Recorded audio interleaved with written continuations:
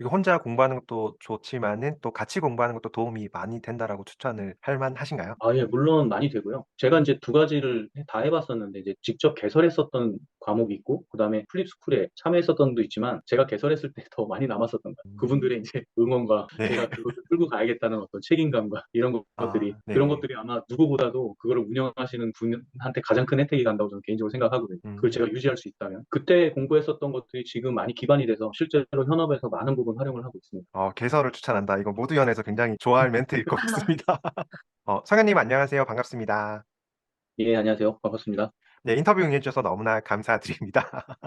예. 아 너무 네. 오랜만에 뵈서 영광입니다. 예, 오랜만에 뵙네요, 성현님. 예. 오늘 인터뷰는 저뿐만 아니라 여기 민정 님도 함께 하셔 가지고 질문을 같이 한번 함께 드려 보도록 하겠습니다. 괜찮으시죠? 예. 예 괜찮습니다.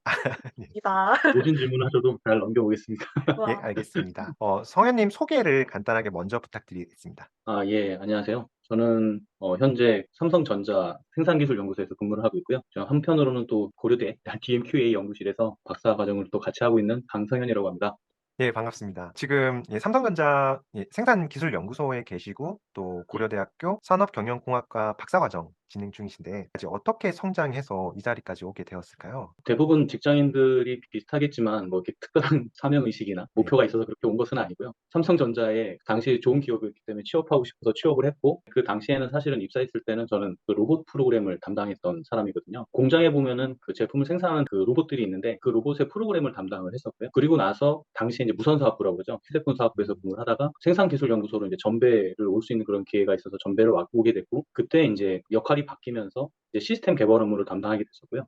시스템을 하다 보니까 또 시스템 안에는 되게 다양한 데이터들이 있지 않습니까? 그런 것들을 좀 분석하고 싶은 마음이 생겨서 지금의 이런 역할까지 점차 이렇게 왔던 것 같습니다. 예 음. 흐름은 되게 자연스러웠던 것 같습니다. 그냥 그때 뭔가 주어진 것들을 쪼끔씩 좀 디벨롭 해 보려는 뭐 그런 시도들이 뭐 지금까지 오게 된 그런 계기가 된 것 같습니다. 예. 그럼 지금 박사과정도 데이터 쪽으로 하고 계시고 업무도 예. 데이터 분석 쪽으로 하고 있는 부분이 있는 것으로 알고 있는데요. 예. 성현님은 언제부터 데이터 분석 쪽에 관심을 가지고 좀 공부를 하고 또 현업에서 또 일들을 하게 되었을까요? 그 제조 쪽에는 사실 이런 이슈가 한 10년 전부터 있었거든요. 그 인더스트리얼 4.0 이라는 정부에서도 뭐 제조 3.0 이다 그래서 스마트 팩토리라는 단어 많이 들어보셨을 건데 예, 맞아요. 그런 인제 좀 이슈가 좀 있었죠. 그래서 그 이슈에 기반에는 사실은 그 데이터 분석을 해서 뭔가를 좀 하겠다는 그런 의지들이 강히 있었는데 10년 전에는 사실 저희 현업 담당들 얘기로는 어떤 식으로 표현했냐면 그냥 구름 같다 그랬어요. 그냥 음. 멀리 있으면 뭔가 실체가 있는 것 같은데 가까이 가면 잡히지 않는 좀 개념적인 요소가 많았고 그런 것들을 좀 '어떤 식으로 만들어야 될까.'라는 고민들이 계속 왔었거든요. 한 5 년, 6년 전 정도에 제가 회사에서 석사 학위를 받을 수 있는 그 교육 기회를 받게 됐어요. 그 교육을 받으면서 '그럼 데이터를 좀 공부해 보면 좋겠다.'라고 인제 그 회사의 현안과 맞물려서 인제 그런 생각을 하게 됐고 그래서 처음 이제 가게 됐던 것이 이제 DMQA 음. 연구실로 가서 공부를 좀 하게 됐고 그 다녀와서 인제 그런 것들을 인제 실제로 현장에 하나하나 접목해 보려고 했었던 시도가 지금 업무까지 이렇게 오게 된 것 같아요. 와, 멋집니다. 데이터 공부를 할 때 그 예. 당시에는 자료도 많이 없었을 것 같은데요. 처음 시작할 때 어떤 자료로 어떤 방식으로 공부를 주로 많이 하셨을까요? 그 석사 처음 시작했을 때 인제 알파고가 나왔었어요. 그때가 인제 졸업한 그 학기에 알파고가 나왔고 그때 인제 딥러닝이라는 개념들이 쪼끔씩 그전에도 물론 있긴 했지만 그전에는 사실은 개발하기가 좀 많이 어려웠습니다. 뭐 텐서플로우라는 그런 것도 없었고 당시에는 음. 시아노라는 뭐 그런 패키지가 있었는데 그것도 설치하는 것조차가 굉장히 큰 허들이었던 시절이 있었거든요. 그래서 그렇게 많이 붕업되진 않았었는데 근데 그때도 지금도 굉장히 뭐 인터넷이나 이런 걸 보면은 '왜 저런 것들을 공개하지?'라고 할 만큼 굉장히 열심히 정리해서 공개하시는 분들 계시잖아요. 근데 그 당시에도 알게 모르게 그런 것들이 좀 많이 있었습니다. 그래서 저도 처음에는 유튜버나 뭐 구글에 있는 자료들로 처음 시작을 했었고요.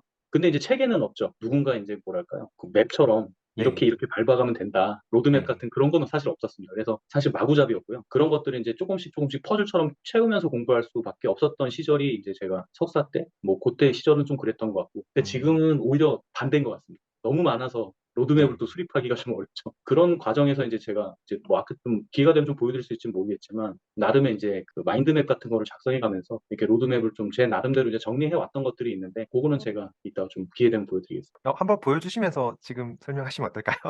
지금 보여드릴까요? 네. 그럼 네. 제가 화면 공유를 만약에 하면 네. 음 멋집니다. 예 마치 준비됐었던 것처럼 풀스택이라고 하는 것은 모든 것을 아는다는 얘기잖아요. 네. 이제 보통 이제 웹 개발에서 풀스택이라 한다면 화면을 구성하는 이제 프론트엔드랑 뭐 DB라든지 데이터를 다루는 이제 백엔드 개발자를 동시에 할 수 있는 사람을 풀스택 개발자라고 얘기하는데 머신러닝 엔지니어 입장에서도 풀스택이라는 개념이 존재하지 않습니까? 그래서 실제로 리서처라고 해서 이제 연구 그 어떤 알고리즘을 연구하는 사람들. 근데 그 알고리즘을 실제로 이제 어플리케이션에 탑재해서 개발을 하고 서비스에 태울 수 있는 그런 영역을 둘로 전 좀 나눠봤고요. 저는 어쨌든 시스템 개발자였기도 했기 때문에 처음에는 알고리즘에 대해서 잘 몰랐기 때문에 그런 것들을 좀 채울 수 있는 과목들을 한번 이렇게 나래비를 세워서 공부를 좀 해왔고 그 다음에는 실제로 이제 이 알고리즘들을 어플리케이션으로 만들 수 있는 그런 기술들. 그래서 뭐 처음부터 개발을 막 시스템 개발을 했던 사람은 아니었기 때문에 아주 기본적인 소스의 버전 관리를 위한 뭐 깃부터 뭐 CI/CD라고 하는 그런 서비스 배포를 하는 그런 뭐 쿠버네티스, 버추얼 머신을 다루는 뭐 베이그란트, 그 모델옵스라고 하는 그 실제로 이제 모델을 관리하는 친구, 뭐 그런 것들을 위한 여러 가지 뭐 솔루션들, 그다음에 프레임워크들 이런 것들을 좀 나눠서 하나하나 공부를 좀 해왔었는데 이런 것들도 사실은 좀 요즘에는 저보다 더 잘 정리된 그런 로드맵들이 또 있어 보입니다. 그래서 지금 공부하시는 분들은 꼭 공부하시기 전에 좀 그런 로드맵을 한번 참고를 하시면 공부하는 그런 방법, 그다음에 순서를 좀 알아갈 수 있는 뭐 그런 자료들이 많아서 그런 것들을 한번 참고해 보시면 좋을 것 같습니다. 이거 예. 제가 지금 로드맵 너무 잘 봤는데요. 그 파란색 글씨 부분에 제가 아는 강의라든가 영상도 있는 것 같은데 이런 예. 강의나 영상은 뭐 다른 데서 가지고 오신 건지 아니면 직접 작성을 하신 건지 여쭙고 싶습니다. 그러니까 이 로드맵 자체는 제가 작성을 했고요. 이제 그 크롬의 플러그인에 보면 마인드 맵탭이라고 하는 프로그램이 있거든요. 그래서 제가 이제 이런 것들은 작성을 했고 이 문서들은 사실 제가 다 읽은 거죠. 그래서 필요한 부분을 따서 읽었을 때는 이제 회색으로 처리를 하고 보통 뭐 비디오를 볼 때, 그다음에 책을 볼 때 대부분이면 그 부분을 모두 다 커버할 수 있는 그런 시리즈물들을 좀 많이 보는 편이거든요. 그래서 처음에는 비디오나 이런 것들로 가볍게 읽다가 눌러보시면 사실은 다 대부분 이제 오픈소스나 혹은 이제 뭐 공개되어 있는 그런 튜토리얼들을 대부분 링크를 담아서 뭐 이런 식으로 굉장히 잘 돼 있죠. 이거 마이크로소프트에서 제공을 하는 건데 뭐 이런 식의 링크들을 제가 다 나중에 볼 것들을 좀 미리 담아놨다가 이제 이런 식으로 제가 체크를 해가면서 이제 회색으로 점점 만들어가는 거죠. 그럼 그렇게 해서 이제 이걸 다 이제 커버를 했구나 뭐 이렇게 좀 보실 수도 있습니다. 그래서 오히려 좀 요수는 리서처 쪽은 욕심을 부려서 많이 올려놨는데 많이 못 본 것 같고 이제 이쪽은 그래도 제가 직접 개발을 하는 측면이 있기 때문에 그 개발 공부 측면에서 이런 것들을 좀 많이 봐왔던 것 같습니다. 감사합니다.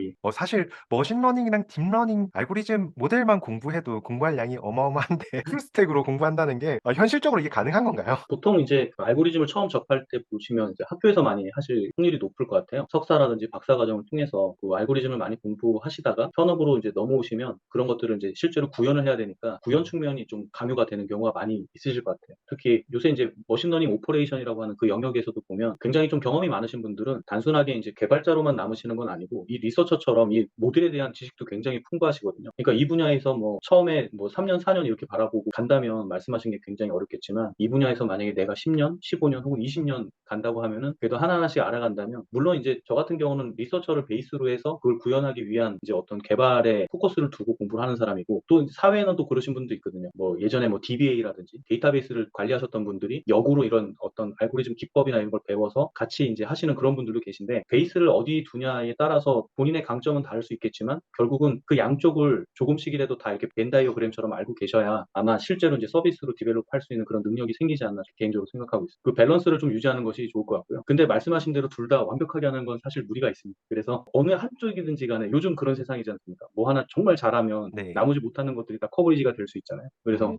정말 내가 그러니까 리서칭 쪽에 더 강점이 있다고 생각하시면 그 부분을 파시면서 이제 나머지 분들을 이해할 수 있는 수준에서 관심을 두란 말씀이지 무조건 두 개를 다 잘하셔야 된다는 그런 의미는 아니니까 너무 염려 안 하셔도 될 것 같습니다. 네. 지금 보여주신 내용만 하더라도 굉장히 좋은 커리큘럼이 완성되는 것 같습니다. 그 당시에 사실 이렇게 체계적인 내용들이 정리된 것이 없었는데 이렇게 정리까지 하면서 공부하시는 걸 보니까 정말 대단한 것 같습니다. 선생님 그리고 제가 네. 알기로는 선생님이 이렇게 혼자 학습만 한 게 아니라 또 다른 모임에서 또 다른 사람들과 함께 공부를 한 것으로 알고 있는데요. 네 그것도 예. 한번 좀 얘기를 해 주시겠어요? 예. 뭐 하나의 방법이었는데요. 이제 석사를 졸업하고 이제 박사 과정까지는 전 한 3년, 4년 정도의 텀이 있었고요. 공부를 하고 회사로 복귀를 했을 때 그것을 구현했을 때는 뭔가 학교는 이제 학교라는 틀 안에서 이제 배움이 일어나는데 회사로 왔을 때는 제가 돌아갔던 부서에서는 제가 공부했던 만큼을 알고 계신 분이 많이는 없으셨을 거지 않습니까? 결국은 같이 그런 것들을 고민할 수 있는 부분을 회사 안에서 찾기는 좀 어려웠고 그 방법으로 이제 선택했던 것이 이제 모두의 연구소 활동을 통해서 좀 했었던 것 같아요. 이렇게 모두의 연구소가 지금 페이지가 굉장히 예쁘게 만들어졌네요. 예전에는 이런 페이지가 없을 때부터 저는 사실 시작을 했었고 최근에 제가 업데이트 아마 됐더라고요. 네. 예. 제가 아마 모두연구소에 플립스쿨이 생긴 지 한 2기? 3기?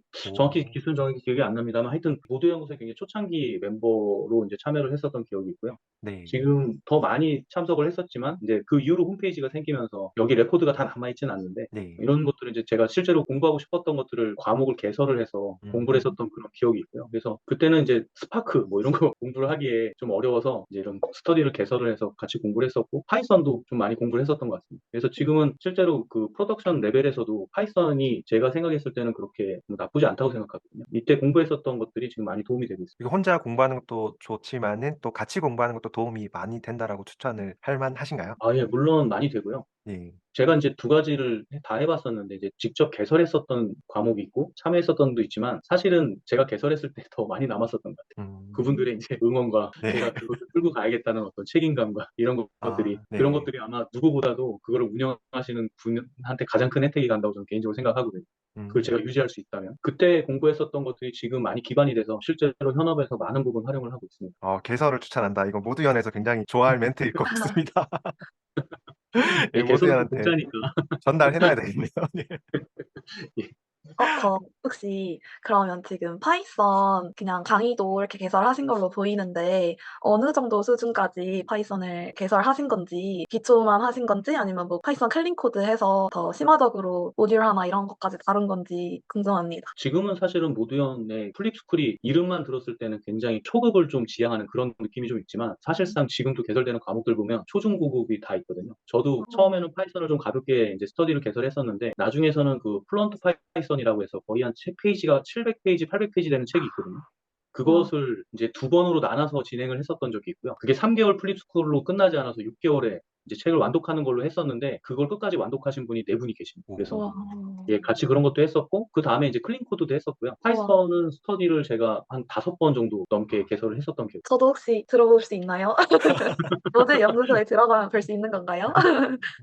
아, 지금은 제가 뭐 다른 개인적인 사정으로 스터디를 하고 있지는 않은데, 아 저보다도 더 네. 훌륭하신 그 홀신들님들께서 지금 파이썬은 거의 이제 지금 보면은 예전에 저희 아주 예전 세대의 그 뭐 C나 자바처럼 거의 베이직한 언어처럼 돼 있잖아요. 아 이제 네. 입문하는 언어로 이제 인식을 모두 다 하고 계시니까 플립스쿨에도 매 기수마다 파이썬 과정은 계속 나오는 것 같습니다. 어떤 과목을 들으셔도 굉장히 도움이 많이 되시지 않을까 그렇게 생각합니다. 저도 최근에 파이썬 클린 코드 모임을 짧게 한번 열었었는데요. 자료를 아, 검색하다 보니까 성현님께서 열었던 그 자료들이 많이 남아 어. 있더라고요, 깃허브에. 그것을 아, 예. 유용하게 보면서 함께 예. 공부를 했습니다. 너무 감사합니다. 예.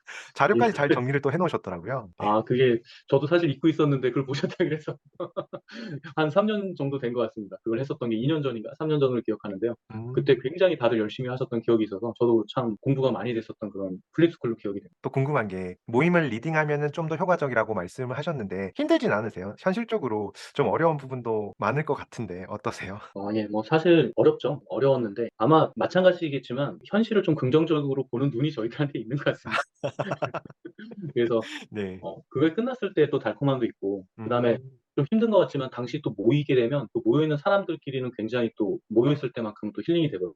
네. 저 같은 경우는 이제 회사 생활이 거의 16년, 17년 이렇게 돼가는데 내가 회사 외적인 활동을 사실 해본 적이 없었거든요. 음. 그전에는 뭐 취미 생활을 하시는 분들도 있지만 저는 사실 그냥 거의 출퇴근 위주였고 그다음에 뭐 이렇게 어떤 새로운 동기부여가 됐었던 적이 잘 없었는데 석사 과정도 그랬고 그런 것들이 사실은 이렇게 또 다른 세계가 있구나 또 다른 세상이 있구나 굉장히 이렇게 열심히 살아가는 사람들이 있구나 한편으로는 또 그런 것들을 많이 느끼게 되고 뭐 그런 것들이 이제 저도 너무 또 일에만 매몰되기보다는 그런 다른 좀 그 플러스 알파 같은 뭔가가 좀 있으면 삶이 윤택하지 않을까 굉장히 즐거웠었던 기억이 많이 있고요. 네. 지금도 조금만 여력이 된다면 언제든지 좀 이런 것들을 개설해서 다른 분들도 만나고 저도 도움을 얻고 그분들이 또 궁금해하는 것들은 제가 도울 수 있는 건 돕고 그렇게 지내는 분들이 저 말고 굉장히 많으시더라고요.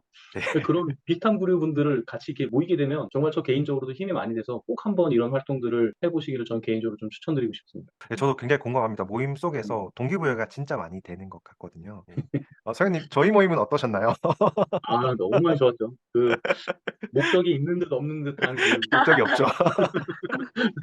근데 이렇게 다양한 분야에서 또 그렇게 비슷한 고민들을 또 하고 계시다는 게 너무 신기했고, 네. 예, 저도 이제 조금 정리가 되면 다시 한번 정말 돌아가고 싶은 그 스터디 모임 중에 하나입니다. 감사합니다. 예, 돌아오길 와. 기다리고 있겠습니다. 조만간 뵙겠습니다. 네, 알겠습니다. 감사합니다. 다음으로 대학원 이야기로 좀 넘어가 보도록 하겠습니다. 대학원 네. 질문은 저보다는 민정님이 대학원을 준비하고 계시니까 좀 더 갈급한 마음으로 질문을 하지 않을까 싶어서 민정님이 질문을 좀 해주시겠어요? 네네. 저는 우선 아까 석사를 하시고 3-4년 동안 텀이 있었다고 해 주셨는데, 그리고 다시 박사로 돌아오셨다고 하셨는데, 그런 박사의 필요성을 언제 느끼신지 궁금합니다. 제가 막, 이래서 박사를 꼭 해야겠다 이랬던 동기부여가 있었던 건 아닌 것 같고요. 공부를 좀 지속하고 싶었었던 것 같습니다. 그러니까 아. 아까도 이제 말씀드렸지만 이제 플러스 알파라고 말씀드렸었는데, 그런 방법이 이제 일환으로 이제 박사를 했었고요. 그러니까 음. 박사는 사실은 이제 목적은 아닐 것 같고, 그걸 해서 뭘 이뤄보겠느냐가 좀 더 후반에 나와야 될 것 같은데, 저는 어쨌든 개인적으로 이제 데이터 분석이라는 그 부분에 있어서의 어떤 전문성을 계속 커리어를 가져가고 싶었기 때문에 그 수단으로 이제 박사를 선택했었고, 근데 저는 이제 직장이라는 좀 특수성이 있었기 때문에 석사를 졸업했을 때는 이제 회사의 어떤 제도적인 혜택을 통해서 석사를 유지할 수 있었지만, 박사는 사실 좀 그런 게 어려웠지만, 저는 그 기회를 좀 코로나 시국을 좀 활용했었던 것 같습니다. 코로나 때는 대부분 수업들이 온라인으로 이루어지니까, 이럴 때는 제가 온라인 환경에서 수업을 좀 들어볼 수 있지 않을까. 마침 이제 제가 이제 석사로 몸담았었던 이제 교수님께서도 그 부분에 대해서 이제 허용을 해주셔서 파트타임으로 이제 박사 활동을 그렇게 해서 좀 시작할 수 있었고요. 지금은 사실은 그런 것들이 다 끝나고 이제 코스가 이제 마무리된 상태에서 이제 졸업 논문을 준비를 해야 되는데, 여전히 계속 어려움은 있습니다. 긍정적으로 아무리 보더라도 일도 많고, 또 그 한편에서 이제 논문을 준비해야 되는 그 어려움이 있는 건데, 어떻게든 좀 슬기로운 방법으로 그런 것들을 이제 헤쳐나가야 될 거는 저 개인적인 숙제고요. 교수님도 사실 많이 우려하고 계셔서 제가 좀 뭔가 이번 좀 이제 연구로서 보여드려야 될 시점이어서 각오를 좀 단단히 하고 올해부터는 공부에 좀 매진을 해보려고 그렇게 좀 마음을 다짐을 하고 있습니다. 대단하신 것 같습니다. 네. 실제 저희 과에서도 DMQA 이거 말해도 되나요?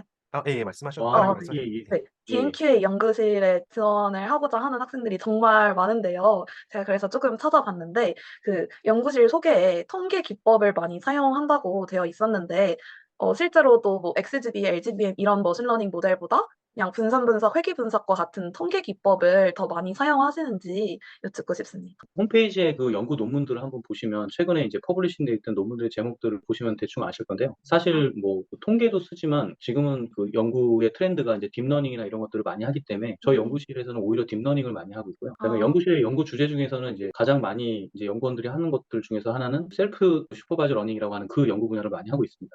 셀프 슈퍼바이저 러닝은 뭐 간단하게만 말씀드리면 그 딥러닝의 그 과정 중에서는 이제 데이터를 이렇게 증폭하는 방법들이 많이 있는데, 딥러닝 자체가 이제 그 학습 데이터를 많이 필요로 하니까 저희가 작은 데이터로 학습을 시키면 좋을 수 있잖아요. 근데 작은 데이터로 학습시킬 때 그 데이터들을 증폭하는 방법론에 가장 효율적인 방법들을 찾아가는 이제 연구 분야라고 보시면 되거든요. 최근에 뭐 구글이라든지 페이스북의 여러 가지 형태로 이제 논문이 많이 되어 있고, 그 연구 분야가 이제 뭐 이미지뿐만 아니고 내추럴 랭귀지 프로세스라고 하죠. 자연어 처리 분야에서도 그런 부분을 통해서 작은 데이터로 학습을 효과적으로 시킬 수 있는 방법들에 대한 연구들이 있고, 그뿐만 아니고 뭐 화학이라든지, 그 연구실은 NLP나 이제 그런 어떤 이미지에 집중하기보다는 그런 기법들이 또 다른 도메인에서는 또 어떻게 적용할 수 있는지, 그런 것들까지도 같이 어플리케이션 측면에서 고민하는 또 연구원들도 있습니다. 홈페이지에 그렇게 적혀 있어서 통계만 하는 건 아니고요. 가장 최신 논문들을 다루고 거기에 대한 또 좋은 방법들을 연구한다고 보시면 될 것 같습니다. 그러니까 아까 CV나 NLP 이런 기술적인 거에 매몰되지 않고 도메인적으로 많이 최신 뭐 모델들을 적용해 보고 한다고 하셨는데, 그렇다면 필요한 도메인 지식이나 이런 게 혹시 있을까요? 혹시 준비하는 학생들을 위한 꿀팁을 여쭤보고 싶습니다.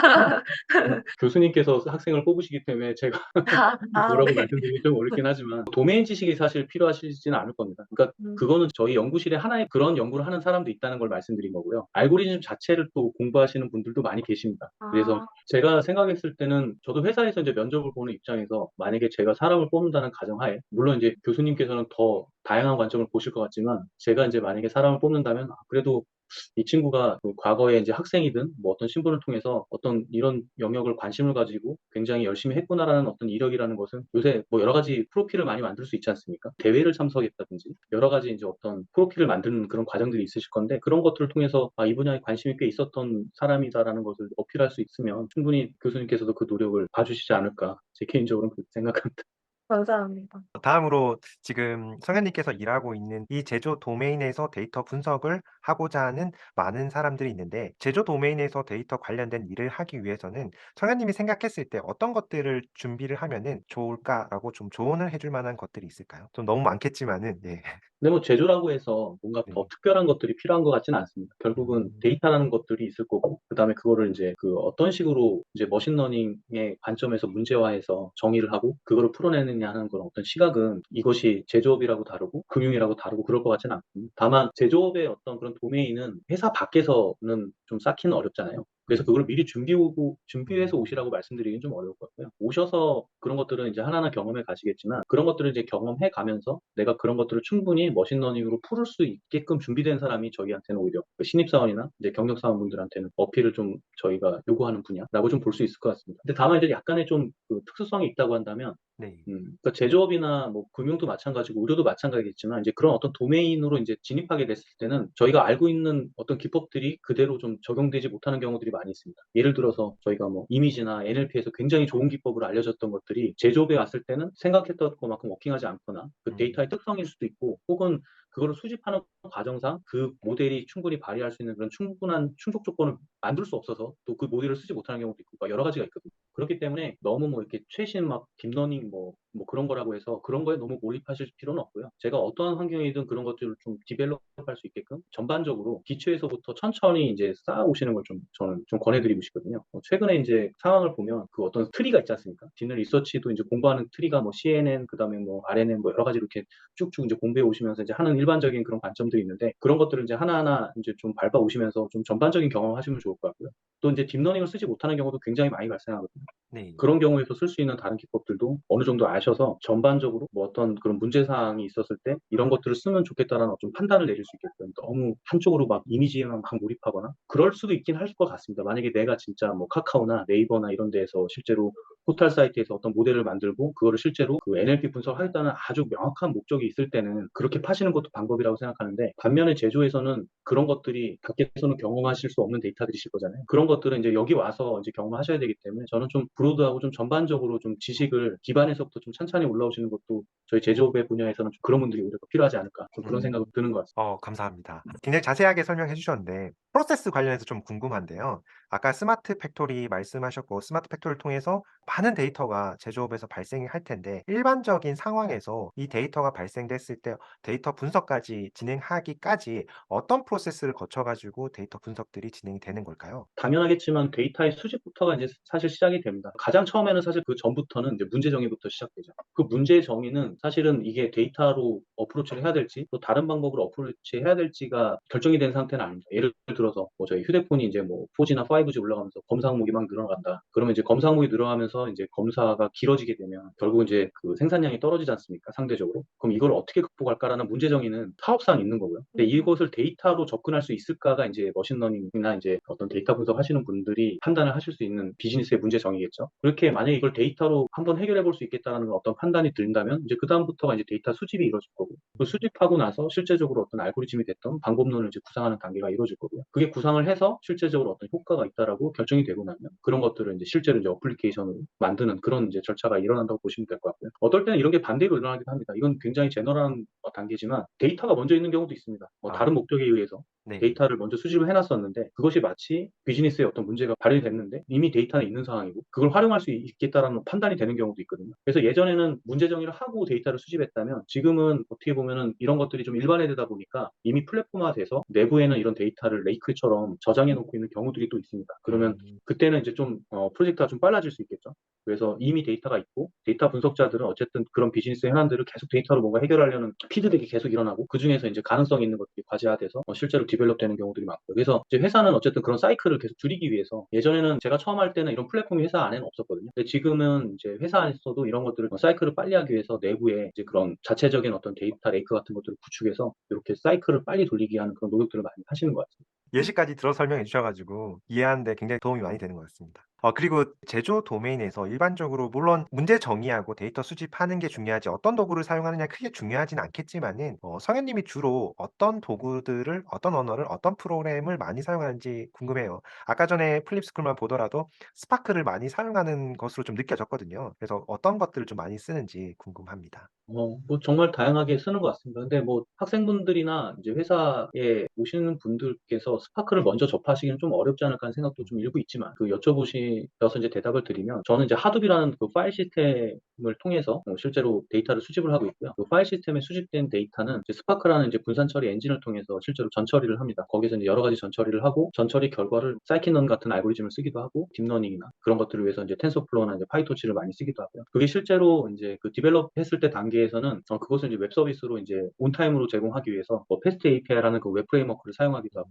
데이터 수집단에서는 아까 이제 파일 시스템이라는 그 하드 파일 시스템을 쓴다고 말씀을 드렸었는데 최근에 이제 클라우드 기술들이 많이 이제 진보가 되지 않습니까? 그래서 언제나 하드 파일 시스템도 굉장히 안전한 도구긴 하지만 최근에는 뭐 S3 아마존 웹 서비스에 아마존 보면 네. S3라는 오브젝트 스토리지가 있지 않습니까? 네. 그런 것들을 회사 안에 구축을 해서 쿠버네티스랑 뭐 셰프라고 하는 그런 오브젝트 스토리지가 있습니다. 그런 걸 직접 구축을 하고 거기에서 이제 데이터를 수집을 해서 이제 분석하는 경우도 있고요. 그다음에 이제 분석하는 그 파이프라인에서는 뭐 카프카 같은 것들 데이터 유실을 방지하기 위해서 그런 메시지 브로커를 쓰기도 하고 뭐 이런 것들을 사실은 뭐 그럼 다 배워서 와야 되냐라고 이제 걱정하실 필요는 없고요. 제가 생각했을 때는 그냥 외부에서 접하는 것들도 뭐 판다스, 넘파이 그다음에 파이토치라든지 사이킨런 정도는 외부에서도 많이 하실 수 있는데 뭐 주피터 노트북도 많이 쓰시잖아요. 네. 저는 그 정도에서도 굉장히 전문성이 있으시다면 충분히 회사에서 어필할 수 있다고 생각되거든요. 그런 것들이 실제로 이제 기초가 돼서 이제 회사에 오시게 되면 이렇게 다양한 이제 프레임워크를 쓰든지 솔루션을 쓰시게 될 건데 금방 적용하실 수 있을 거라고 생각되고요. 굳이 뭐 이런 것들을 학부분들이 미리 아시기 위해서 많이 노력하실 필요는 없을 거라고 생각이 됩니다. 그러니까 너무 걱정 안 하셔도 될 것 같아요. 예, 저, 예, 네. 민정님이 들으시는데 걱정하실까 봐 제가. 아, 네, 맞습니다. 안 그래도 지금 예, 이걸 어떻게 공부해야 하나 생각하고 있었는데 예. 실제로 가서 배울 수 있다면 바로 적용할 수 있다면 다행인 것 같습니다. 어떻게 보면 제일 많이 쓰는 건 판다스 같습니다. 분석할 아, 때 가장 간단하니까. 네. 그러면은 혹시 실제로 개발한 알고리즘이 제조나 뭐 의료나 환경 이런 도메인에 적용된 사례가 있다면 혹시 한 가지만 예시를 들어 주실 수 있나요? 제가 그러니까 완전히 알고리즘까지 설계한 거를 여쭤보시는 거죠? 네. 예.